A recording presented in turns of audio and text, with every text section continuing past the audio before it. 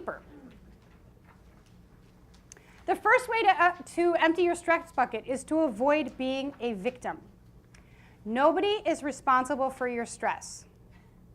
I guarantee when you grasp this concept, your life will change. Stress is not what happens to you. It's not your boss. It's not your spouse. It's not your kids. It's not your money. It is actually how you respond to what happens to you. That's what creates stress molecules in the body. You have 4 options if you're in a repeatedly stressful situation. And this book, The Complaint-Free World, is one of the books we use in our group work and in our programs. And we all wear a purple bracelet, I'm not wearing mine today, to remind ourselves that we are responsible for manifesting the life that we have and that we will have. So if you are in a stressful situation, you have 4 ways to manage it. You can accept it the way it is and drop the stress. Then you won't create stress molecules. You can work to change the situation. You can leave or remove yourself from the situation, and sometimes you have to do that. Because if your body is creating lots of stress molecules because of a situation you're in, you're harming your health. And sometimes your health is worth leaving. Or you can stay in the situation, which means you will continue to suffer and make stress molecules. Those are the 4 options. So again, stress is not what happens to you. It's how you respond to what happens to you. And you have a lot of power over how you respond to what happens to you. So the first way to empty your stress bucket is to avoid being a victim, which means being empowered. The second way to empty your stress bucket is to really get this concept. So this is an emergency. This is a situation the stress response was designed for. That guy didn't think, God, this is a really stressful situation. I think I'll create some stress molecules. It was automatic, right? As soon as he saw that shark. But these are not emergencies. Although, I often treat this as an emergency. So it's really important to get the difference between emergencies and non-emergencies. And when you actually embrace this, it will change your life also. Because you'll notice that everyone around you wants to treat things as emergencies that aren't. So you might find yourself saying, that's really not an emergency right now. I don't think I'm going to respond and create stress molecules and damage my health, and taking a step back.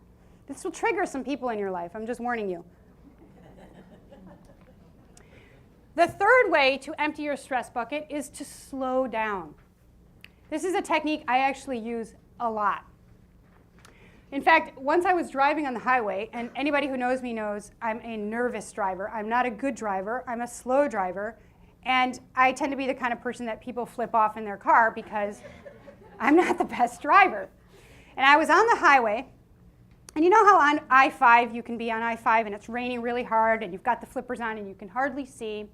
And I happened to be in the left lane, the wrong lane, and there was a car behind me and a truck next to me.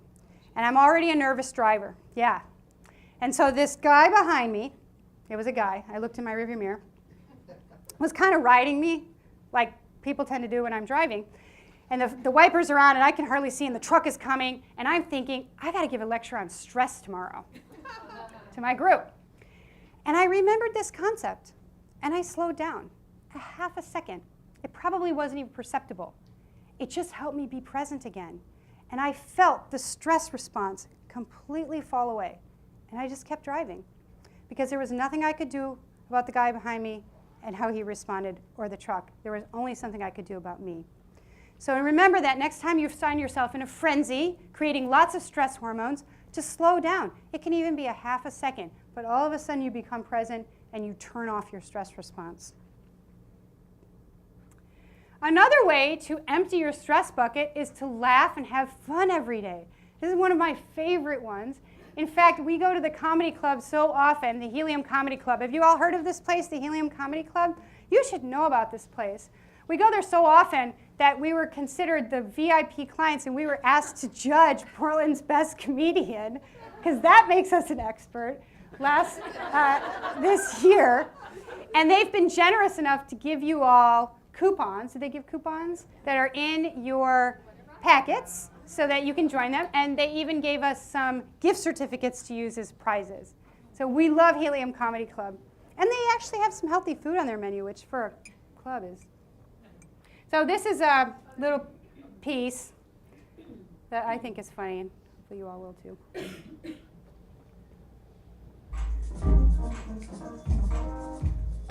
I didn't know this was going to happen to my body. Nobody tells you what happens when you get old. You get the age spots and the sagging skin and the wrinkles. If I would have known that this was going to happen to me when I was 20, I would have let a lot more people see me naked. That would have.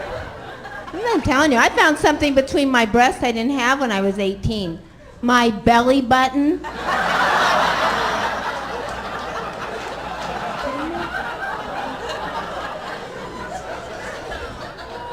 I think that might be my next procedure, because they do that. I went to the doctor. He said, Cindy, if you can hold a pencil underneath your breast, you're a candidate for the surgery. I said, Doc, I can hold your laptop computer. Really. The clipboard and a couple staplers. We could put stuff there. We can. It's sad. I went out ladies' night out. We got any girls ladies' night out tonight? Yeah? Woo! Oh, it was fun. I thought I looked good, too. I went to the club, and I felt so hot. I felt like I looked so good, and I noticed that all the young guys, the good-looking guys, were checking out the young girls, right? Except for this one old creepy guy. He was liking me. And he was that disgusting kind of creepy guy, and the worst thing about him is I was just glad he was looking.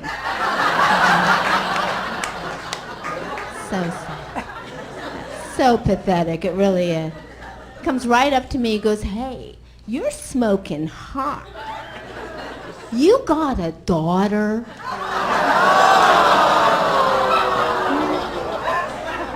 Really? Because I used to be pretty smoking hot. I'd run around in hot pants all summer. Hey guys, you can look, but don't touch. I'm at an age now where I'm like, you can touch, but don't look.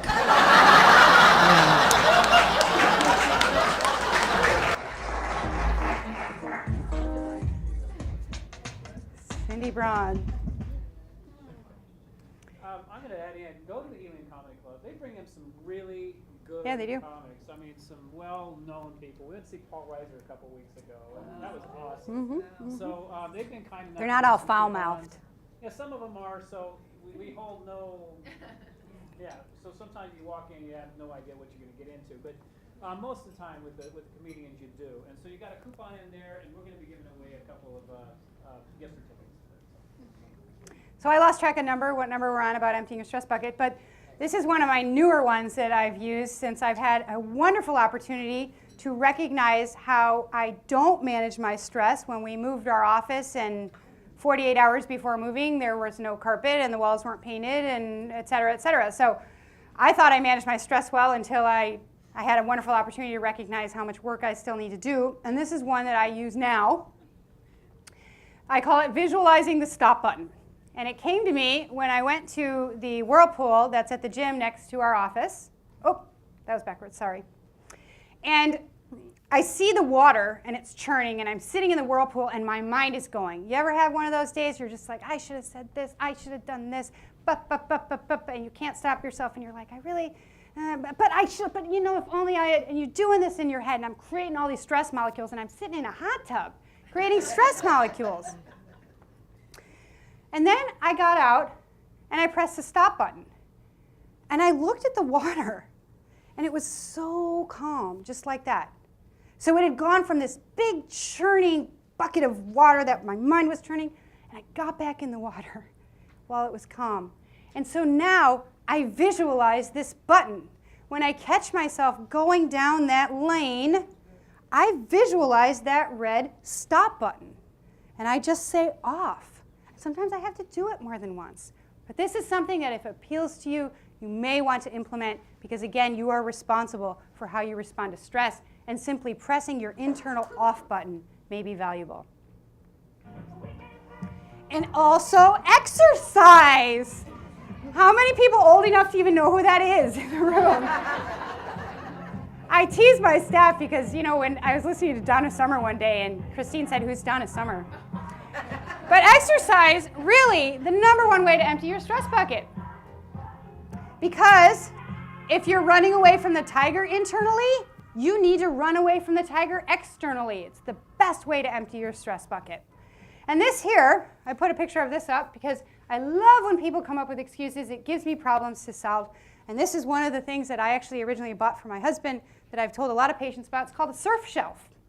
We all check our email like 30 minutes a day minimum, right? I mean, who doesn't spend 30 minutes a day on the computer, Facebooking, tweeting, whatever you're doing on a computer? And so the surf shelf was designed to fit on an exercise bike, it fits on my treadmill, and it fits on my elliptical. In fact, when I'm lecturing, when I'm going to give a lecture, I always perform it while exercising, or if I'm reading research, I always do it while on a piece of exercise equipment with my trusty surf shelf. So that's surfshelf.com. I love that thing. I think everyone should have one of those because then you have no excuses, because if you're going to check your email, you got 30 minutes to exercise, right?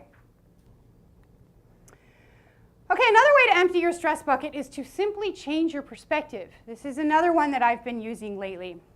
You can think of it as changing your perspective physically. So we've been having some stressors, potential stressors, with our parking situation and our building tattletale. And I've been trying not to create lots of stress molecules in my own body because of him, right? So one thing I do when I find myself getting triggered is I get in my little basket in my hot air balloon, and I go way up high, and I look down, and I think, compared to most of the problems going on that I'm looking at, this is nothing. In fact, that person is an ant. Like, he literally looks like an ant at this perspective. He's not huge. He's this big. So this is something that you can use also. Change your perspective in your mind physically. You can also change your perspective in terms of time. A year from now, will I even remember the frustrations with the parking? 2 years, 10 years. So putting it in perspective. And this is another way to empty your stress bucket, to actually do something on a daily basis that helps you feel like you went on a mini vacation. And this is a gift from Daniel. He's recorded some hypnosis CDs on stress reduction, and one is on sleep, right? Did you give him the sleep one too as a gift? Yep. So he wants to mention some things to be careful about your CDs. Yeah, so a lot of times You guys wanna pass people those out? will ask me, they'll say, oh, it's hypnosis, and they get all freaked out, okay? And I don't want you to freak out because that creates stress hormones and that kind of defeats the purpose of the guided visualization CDs. You're all hypnotized already. You're all hypnotized living the life that you're living based on your beliefs, your emotions, and your expectations of what's going to happen. All right, so you're already in a state of hypnosis. My job is, in a way, is to wake you up to a new hypnosis that actually supports the life that you want to have. So, when it comes to these CDs, though, it's a guided visualization. It's a stress guided visualization. Listen to it at least once a day for like 21 days, and then listen to it as needed. All right? Do not listen to it in a moving vehicle. All right? It's designed, the music in the background is literally designed to slow down brainwave frequency, to help relax you. The words that I use will lull you into a place of relaxation where you can use your imagination and get into a place of feeling and seeing and imagining a new way of being. The more you do it, the more you will change. Okay? So we want to develop some new neural connections in your mind that support a calm way of being. And you can do that by using this CD. The second one is a sleep CD. Use headphones, okay? Put your earbuds in and go. Most people won't even get to the end before they fall asleep. Take you on a nice garden journey, go down some stairs, you end up in a big white feather bed if you even remember that at all, right? So it will help you get to sleep. If you wake up in the middle of the night with mind chatter, stick it back on. Relax, go back to sleep. Okay, get your mind off and into something else that supports your life, okay? So enjoy those, and if you have any questions about those or any concerns, please let me know. There's many of you in here that I already know that use them and find them very effective. Okay, so Thank enjoy. you, Daniel. Yep. Okay, the first step, or the first of the 8 steps to achieving hormone synergy, was to lower your stress, empty your stress bucket. We're going to talk about the second and third. Step 2 is to eat a healthy diet, and step 3 is to exercise. When it comes to a healthy diet, we should also say something about alcohol. Alcohol is not a health food. 1 drink per day has a 10% increased breast cancer chance 2 drinks is 20. There's some newer research that puts that into question, so those of you who are worried about that. But it is a brain toxin, and it increases estradiol levels in men, so keep that in mind if you drink alcohol. Hippocrates is credited as saying, let your food be your medicine and your medicine be your food. So we're going to talk a little bit about food. And this is number 12 for those of you following along on the handout. I want you to understand the concept that food is not just food. It is actually information. You are inputting information every time you eat something. Remember way back at the beginning of the presentation when we talked about how your genes make up your book of life. That's what you inherit. But food provides signaling substances that tell your genes what to do. So food is information for your genes. You literally become what you eat. It's an important thing. I think they should be teaching it to children, and who better but Ronald McDonald. There are 3 main food groups: protein, fats, that's olive oil, and then carbohydrates, which I like to break into produce and then starchy carbohydrates. We're going to talk about what these food groups do, because I think it's basic information that you should have. Protein provides the substance for tissue and cell structures, also to make your hormones, to make your brain chemicals, neurotransmitters. So if you're protein deficient, you could have a neurotransmitter or a hormone problem, and antibodies for your immune system. Fats are absolutely necessary. Those people are happy because they eat lard, apparently. Not a great ad. Fats are necessary to make hormones also. Your brain, according to Dr. Daniel Amen, is 60% fat. 20 to 25% of that is EPA and DHA, the healthy fats that are found in fish, found in nuts and seeds. Fats also provide the cell walls and cell signaling substances. Fats do not make you fat. They don't raise insulin. So healthy fats are fine. Don't worry about healthy fats. Carbohydrate, what does our body use that for? It uses it for fuel, for fiber, and antioxidants, those molecules that are responsible for scavenging free radicals. Please eat a minimum of 5 to 7 servings of vegetables and fruit every day. I usually say 7 to 9 to my patients, knowing that maybe they'll get 5, but that's your goal. This is something, somebody almost said the same thing to me once. Don't tell me to improve my diet. I ate a carrot once and nothing happened. So you don't get to eat a salad once a week and call that meeting your nutritional requirements for fruits and vegetables, right? And perhaps there's a 4th food group. Some people would argue this, my mother certainly would, and that's chocolate. Those are actually chocolate shoes. Really interesting if you Google things made out of chocolate, what people have made out of chocolate on the internet. But there are some benefits of chocolate. Good chocolate is a health food. It's got a very high antioxidant content. In fact, the ORAC, the oxygen radical scavenging ability of 1 ounce of chocolate is about 4,000 to 6,000, which is more than berries, green tea, and red wine combined. And actually, Katie is passing out my new favorite chocolate that I ordered for you guys from San Francisco. Do you know this company, Cho, TCHO? They make the best chocolate I've ever had, and we ordered some dark chocolate for all of you to try. But chocolate increases serotonin in the brain. It increases phenylethylamine, which makes you happy and feel like you're in love, and it increases endorphins. It lowers blood pressure. It helps with insulin sensitivity, raises good and lowers bad cholesterol, and can increase blood flow to the heart and brain. The dosage is about 1 to 3.5 ounces a day. And here's the caveat. It really needs to be 60 to 70% cocoa, so we're not talking Hershey's, right? So this is number 13 on your handout. So the first step to achieving hormone synergy, reducing stress. The second step, eating a healthy diet. The third step, which is the first panacea in medicine. What's a panacea? Does anyone know? Yeah, it's a cure-all, right. So this is the first panacea in medicine, exercise. And it doesn't matter what you do, as long as you're getting your heart rate where it needs to be. So there are lots of options. These are some alarming statistics. 40% of the American population is completely sedentary. Less than 20% of the American population, or 1 in 5, are active enough to achieve cardiovascular benefit. Half of Americans drop out of within 6 months of a fitness program. So part of my mission today, if you are a part of the 40% or one of the 80% who are not exercising enough for cardiovascular fitness, is to inspire you to please do so and take that seriously, because you're trying to overcome Newton's first law. Anybody remember Newton's first law? Inertia.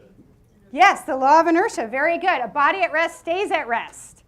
It is so much harder to start exercising if you haven't been than it is to make it a habit and keep doing it. And I'm not talking about going out and running a marathon.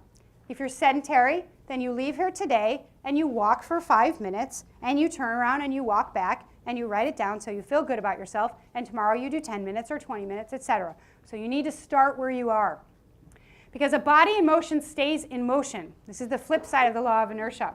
Exercise is the #1 anti-aging remedy available. It is not growth hormone.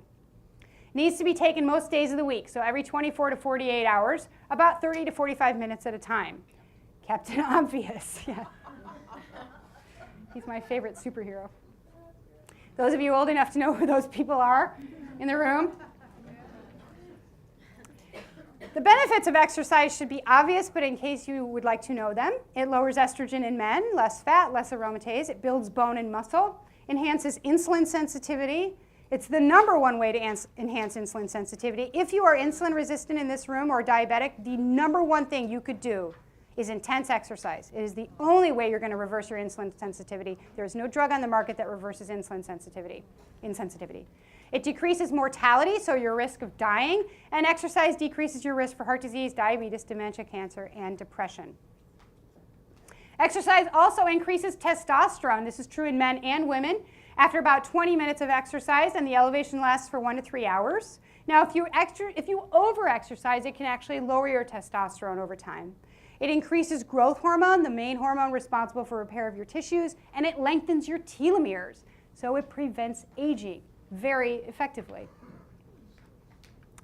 Daniel Amen wrote a great book called Sex on the Brain. Perhaps this is the biggest benefit of exercise, and Eric Braverman talks about it in his book also, that people who exercise have better sex. They release more endorphins, they have more attractive bodies, they have more active sex lives, better orgasms, and more orgasms. And the more orgasms you have, the better brain power you have. Now, this is America, and in America, we always want an alternative, right? There's always the polar opposite. So somebody has written a book called I'd Rather Eat Chocolate, Learning to Love My Low Libido. So if you don't want a libido, you can eat chocolate and read Joan Sewell's book. Or you can eat chocolate and have a good sex life, right? So this video, whoops, I can't see. Because again, I want to inspire you when you leave here. It's about a couple of the most inspirational guys I've ever come across in my life. Rick and Dick Hoyt. Have you heard of Rick and Dick Hoyt, or Team Hoyt they're known as? Oh, good, then I get to introduce you. So Rick Hoyt was born in 1962 with cerebral palsy because of oxygen deprivation. The cord was wrapped around his neck. And his parents were actually advised to institutionalize him because they really thought he couldn't live a normal life. This was in the 60s. His parents thankfully did not give up. They noticed that he wanted to communicate. So some computer guys from Tufts University built him a computer so he could communicate. And when he started communicating, they realized that he wanted to be active, physically active. And he asked to participate in a benefit run that was being given for a paralyzed lacrosse player that he knew. So his dad pushed him in the wheelchair for that run, and this is where they began to learn that they could inspire other people to become active, and they themselves could become active. So Rick and Dick Hoyt, or Team Hoyt as they're known now, have competed in over 1,000 races, including marathons, duathlons, triathlons, 6 Ironman competition. Any Ironman athletes in here? I bow to you because, anybody? An Ironman is a 2.5-mile ocean swim, a 126-mile bike, or 112-mile, depending on the Ironman, and a marathon, and same day. They've done 6 of those. In 2009, the Boston Marathon was actually their official 1,000th race. So anyone who wants inspiration, I have all of their accomplishments. I like to keep it around to just inspire me, because this is the hardest part of my work as a doctor, is getting people to exercise. The hardest part of my job. Tons of excuses.